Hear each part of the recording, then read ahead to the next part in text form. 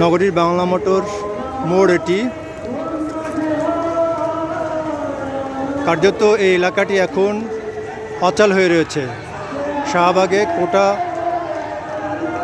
বাতিলের দাবিতে আন্দোলনরত শিক্ষার্থীদের একটি অংশ এখন বাংলা মোটর সড়কে অবস্থান নিয়েছে। তারা গানের তালে তালে নিজেদেরকে উজ্জীবিত করার চেষ্টা করছে।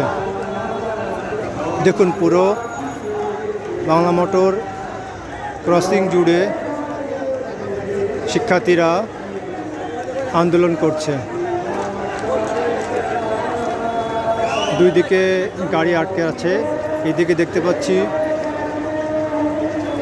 বিজয় কারণ বাজার থেকে আসা গাড়িগুলো বাংলা মোটর এখানে আটকে রয়েছে। এদিকে ইস্কাটন থেকে আসা গাড়িগুলো এখানে আটকে রয়েছে।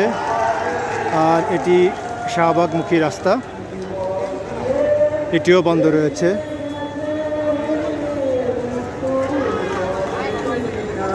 এই সড়কটি চলে গেছে হাতিরপুলের দিকে, অর্থাৎ পুরো ক্রসিংয়ের সবকটি সড়ক এখন অবরুদ্ধ, যান চলাচল পুরোপুরি বন্ধ। শিক্ষার্থীরা তাদের দাবি দেওয়া নিয়ে স্লোগান দিয়ে এলাকা মুখর করে রাখছে।